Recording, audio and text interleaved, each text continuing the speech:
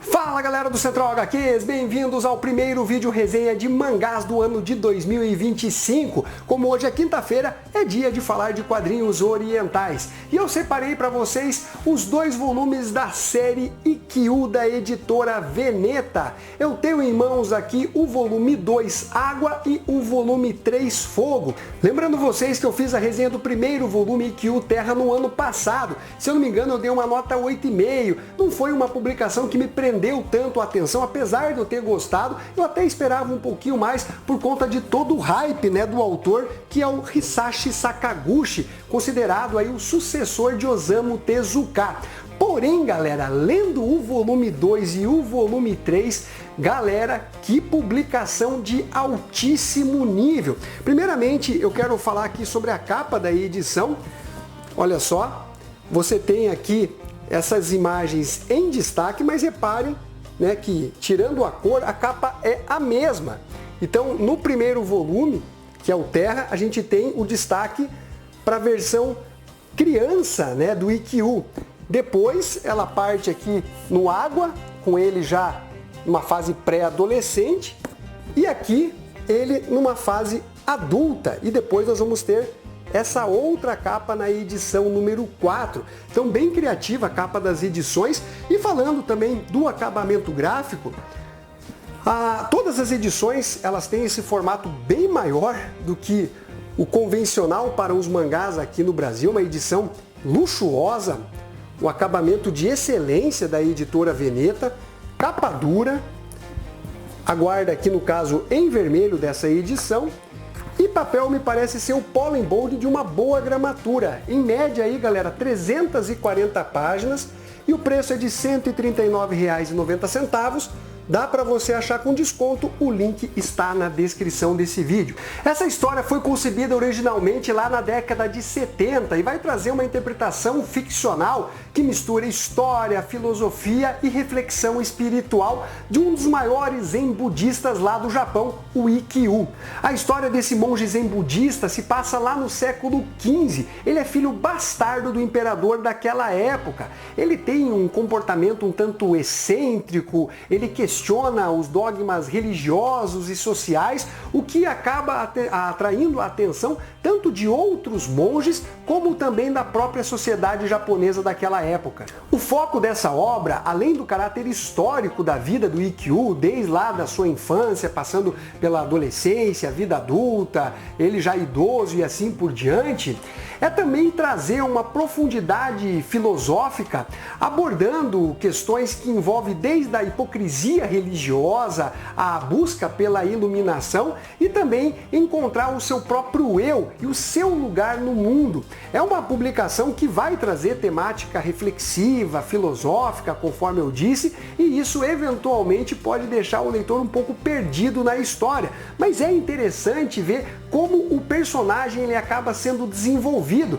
Quando você pega ele ali criança, parece que ele tem uma personalidade e depois ele vai mudando isso ao longo do tempo. É muito interessante como o autor, o Sakaguchi, ele vai moldando a personalidade do Ikkyu conforme as suas experiências. Desde pequeno ele é um jovem inquieto, curioso e depois ele já começa a absorver os ensinamentos dos monges que ele se tornou discípulo. Até que chega um momento, conforme mostrado no segundo volume, em que ele começa a questionar os dogmas religiosos, as ações de outros monges zen budistas, as autoridades da época. Então, essas experiências, elas acabam moldando a filosofia de vida do Ikkyu. Esse é um personagem profundamente humano, essa luta que ele tem em buscar o equilíbrio da iluminação espiritual em contraposição com as limitações do seu ego, os desafios que ele encontra naquele momento, as suas próprias contradições,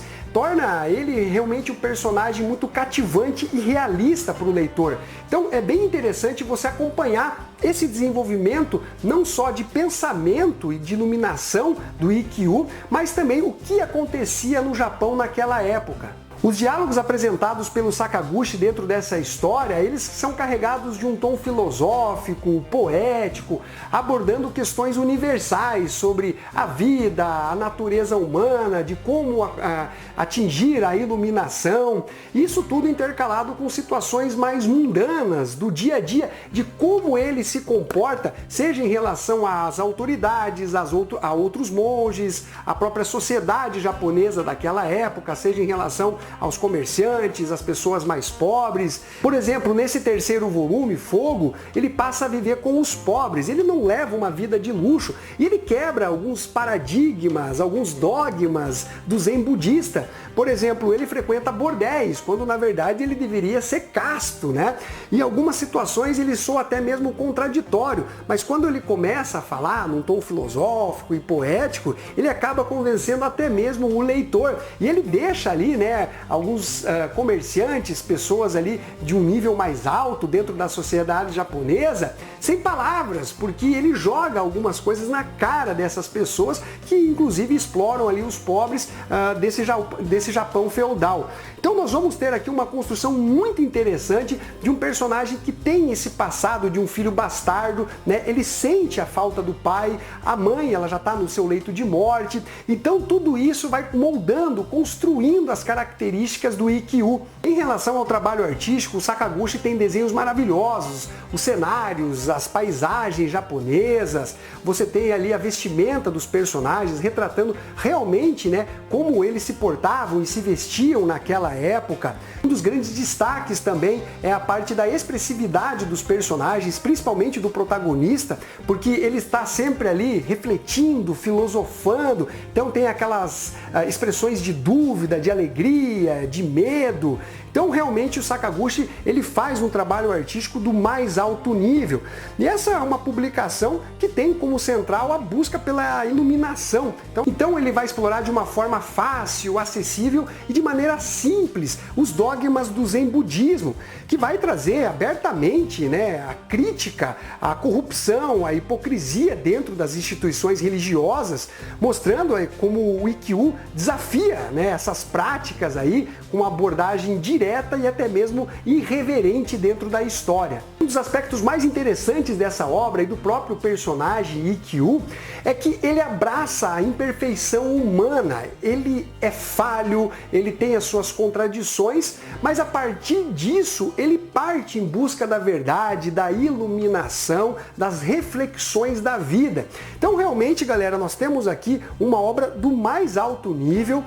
Eu até pretendo reler o volume 1 para ver se naquele dia eu não estava tão animado assim. Enfim, a gente sabe que tem dias que a leitura não está fluindo tão bem e se fosse num outro dia talvez a gente curtisse um pouco mais a obra, porque realmente esses dois volumes aqui, eles me surpreenderam bastante, tá? É justamente por isso que eu dou a nota 9,5 para ambas as publicações. Material aí, galera, que vale a pena vocês terem na coleção. Bom, então é isso daí, galera. Eu espero que vocês tenham curtido esse vídeo. Começamos já com o pé na porta em relação à resenha de mangás aqui no Central HQs. Um abraço para todos e fui!